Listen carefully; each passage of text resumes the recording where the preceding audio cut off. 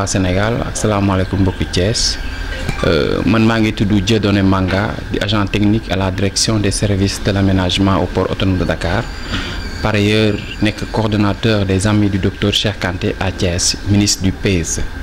waaw merci beaucoup Grand Samba. Depuis le 2 mars, date à laquelle vraiment nous avons enregistré notre premier cas au Sénégal dans le cadre du Covid-19, le maire Talla Sylla vraiment ne cesse de ménager aucun effort pour lutter contre cette maladie. Donc gis nañ ci yu bëri ci ay actes yoo xamante ne tey posé na ko mën nañ ci citer peut-être quelques-uns à titre d'exemple. Le maire Talla Sylla a distribué des sacs de riz aux différents daara de la ville de Thiès. Au dernier recensement, nous avons noté 419 daara yoo xamante ne tey Talla Sylla da leen a jox ceeb pour jéem leen a confiner avec les talibés en même temps. Le maire Talla Sylla yemul foofu dafa jël 25 000 masques defar ko tamit distribué ko à plus de 15 000 talibés ici dans la ville de Thiès.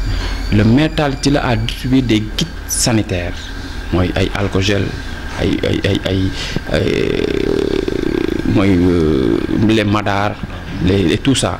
Donc dans le cadre de la lutte contre le Covid, pour permettre à la population vraiment d'obéir aux gestes barrières bi nga xamante ne tey les agents du ministère de la santé ñu ngi ñu koy wax à chaque fois dans le cadre de la sensibilisation.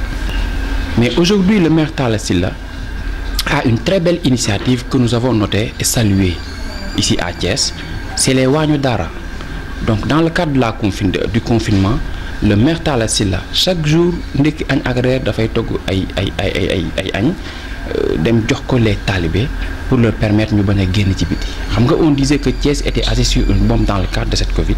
Donc monsieur le maire Talla Sylla a désamorcé cette bombe en retenant les talibés dans leur daara, parce que tey boo jëlee exemple benn talibé bu génnee këram day dugg ci 20 services dem ci marché bi demaat ci ay kër, donc ça facilite à la propagation vraiment de la maladie. Le maire Talla Sylla mu def ci effort bu rëy, def ci liggéey bu mucc ayib ba tax na tey mën nañ ne maladie bi nuñ ko yaakaare woon ne waroon na mënoon gën a lawee ça a un peu ralenti quoi. Distinction bi nag dañ ko koy jox di ko jaajëfal di ko encourager di wax ni kontaan nañ ci moom. Le ministre Cheikh Kanté vraiment ainsi que le président de la République est fier du maire Talla Sylla parce que c'est un exemple dans le cadre de cette lutte, mais la maladie est toujours là. waaw góor yeggalewul liggéey waaye seddal na xol, sama fas bi mën na daw teewul war nañ ko mën a làbbali.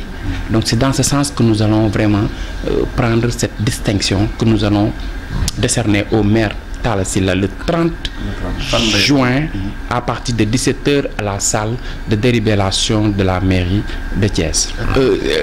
Vraiment loolu mooy li nga xamante ne mooy suñu yéene.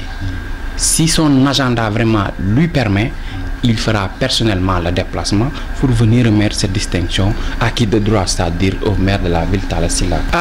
Engagement bi surtout parce que boo dégloo buy Talla di wax dafa lay naan une maladie communautaire demande une synergie communautaire, une détermination communautaire autour d'un combat communautaire face à des cas communautaires. Mais tey le ministre Cheikh Kanté dafa kontaan ci li nga xamante ne engagement boobu la Talla jël pour xeex mbas mi. Ministre Cheikh Kanté de loin bi ngi suivre vraiment les efforts et les actes yi nga xamante ne tey Talla mu ngi koy poser et ça traduit de manière concrète la vision du chef de l'État dans le plan Sénégal émergent. Loolu tamit mënuñu ko bañ mais ñaanuñu sax egg foofu, mais gis nañ effort yi nga xamante ne Talla def ko bu ko ñu bëri defoon je crois que mën nañu njort bu rafet ni feebar bi léegi vraiment mu jóge fi te am nañ ci yaakaar vu vraiment les actes yi nga xamante ne le maire Talla Sylla tey mu ngi koy poser à Thiès. Ça s'appelle tam-tam de l'émergence. Boo seetee tey dafa am ñoo xamante ne à l'image de Talla Sylla dañuy toog di xeex pour feebar bi jóge fi, de l'autre côté am ñoo xamante ne dañuy xalaat ëllëgu Sénégal, parce que quoi qu'on puisse dire la maladie a impacté économiquement vraiment le pays. Donc on pense à une relance économique vraiment du Sénégal et le docteur Cheikh Kanté ci loolu la nekk, ci loolu lay xalaat. Loolu moo tax mu génnee le livre qui s'intitule Tam-Tam de l'émergence, la métamorphose socio-économique du Sénégal avant et après le Covid-19. Mais mënuma cee xuus lu gën a yaatu parce que je veux laisser la primeur vraiment au maire Talla Sylla, ne serait-ce que li ma leen ci ñaari point. Vous savez Le docteur Cheikh Kanté a été l'envoyé spécial du président auprès de l'OCDE. Donc c'est une organisation de 56 pays membres pour l'annulation de la dette africaine. Donc mu def fa plaidoyer boo xamante ne tey ces états-là dañ ko nangul te ñu war a tenir fii benn sommet à Dakar dans les mois à venir pour vraiment se pencher sur cette question. L'ancien premier ministre, M. Boun Abdallah, dans le document vraiment, est venu sur le comment ou le pourquoi doit-on annuler vraiment cette dette africaine pour renforcer l'argumentaire de Cheikh Kanté. Deuxièmement, le ministre Cheikh Kanté nous interpelle dans un secteur important et prioritaire dans le plan Sénégal émergent, qui est l'agriculture. Donc, il se pose une question, laquelle, pourquoi de nos indépendances à nos jours, le Sénégal a autant de terres, autant d'eau et de main-d'œuvre, et on ne peut pas arriver à une autosuffisance alimentaire. Donc, c'est des interrogations, c'est des questions qu'on se pose vraiment pour demander à tout un chacun de réfléchir, parce que cette pandémie, nous devons vraiment tirer beaucoup de leçons par rapport à ça.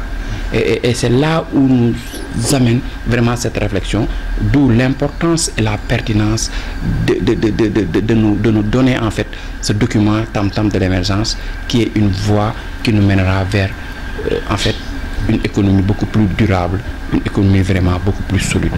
Même jour, ce document, le magazine Tam-Tam de l'émergence, en présence des conseillers, en présence de la population de Thiès, parce qu'aujourd'hui le maire de la ville est le maire de tout le monde, que ça soit du pouvoir ou bien de l'opposition, de la société civile, vraiment tout le monde est invité. Et c'est là où je veux terminer, si vous me le permettez, de lancer un appel à tout le monde de venir assister à cette remise de distinction, mais également de ce magazine intitulé Tam-Tam de l'émergence. Moi, un appel à ce qu'on fédère nos forces et nos compétences autour de cette coordination ou de ce comité de veille.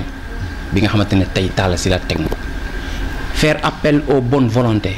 Nous surtout parce que l'homme qui dépense par jour, c'est des millions. Ça, c'est une manne financière. Donc, nous allons lancer un appel. Nous allons jàppale nekk ci ginnaaw notre maire pour que vraiment ñu mën fay jëlee mbas mi fii ci Sénégal. Je vous remercie.